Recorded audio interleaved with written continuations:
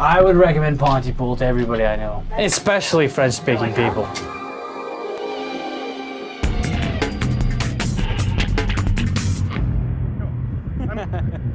Hey, I'm Gordon, this is Greg. Gary. And we just saw Pontypool. Pontypool, haven't you ever been to Ontario? And we're gonna do a review on our way home. What the hell was this? My understanding was it would be a zombie movie, and I was sort of waiting for the whole Night of the Living Dead moment to start. And this has to be the longest build-up in terms of understanding the situation I've ever seen in a zombie movie. Advertised to us as a zombie movie. I don't think there was any actual... Literal zombies. No, there wasn't any zombies in it. I mean, they were monsters for sure. If you go to this expecting a typical zombie movie, you're gonna be displeased. On the other hand, if you're a zombie fan looking to see a new permutation on the zombie genre, you're gonna love it. It's great. I mean, most of it's in your imagination, just the way the movie's crafted. Set up in a radio room, experiencing the story as they get news feeds and calls coming into the radio station. Primary tool they use is solitude. It isn't graphics and gore. While there is some gore, it isn't the gore that freaks people out. It's not a slasher film. Do you think a horror buff wouldn't watch that and they'd be like, where's the money shot? Where's the actual death and dismemberment? The original Dawn of the Dead, these zombies were killed with great relish. Ooh, here's a machete going into the head. Good times. Yeah. So in this one, what would have been a money shot, they did a jump cut away as if to say, oh, you knew you wanted that, but you're not gonna get that. Yeah, it's not that kind of movie. Aside from one person bashing her head in, you could almost bring a child to this movie. It's all in your head, it's all in the imagination. And that added an element of fear on its own.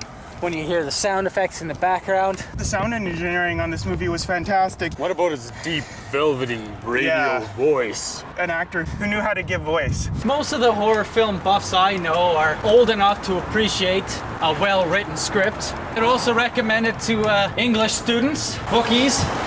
Not the kinds that take your bets, but the ones who are always reading a book. Not to impatient people, that's for sure. It was more rewarding in that way. A lot of background material before the action hits. That's what you don't get in most zombie movies, is references to Quebec separatists. It may get some cult status along with Bruce McDonald's other films. I think this is gonna be in people's video collections, so that's where it's gonna be. I don't know if I'd watch it a second time, honestly.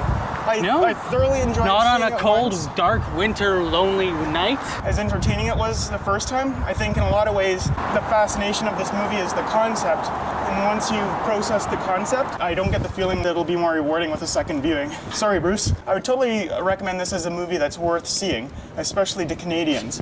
Whether I'd say you gotta go see it in the theater, I'm not really sure. Would you take your woman to see this? I don't think it's the typical zombie movie that she doesn't like, so I think she may actually like it. Totally sell this as a psychological. Oh, definitely. Yeah. Normally I shy away from ads for movies like The Plague because they give away plot points.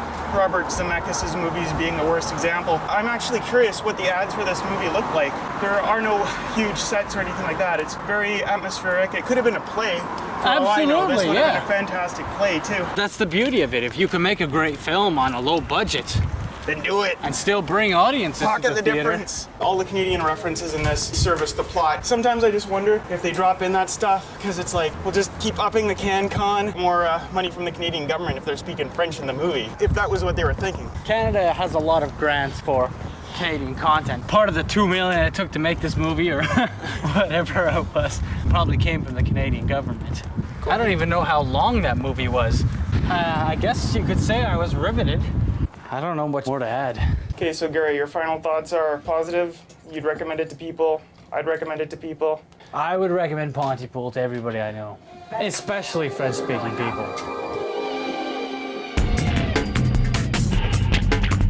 You know, someone complimented the last review saying that you and your partner did a really good job. Hi. Like, he's not my partner. Oh. It's not like that.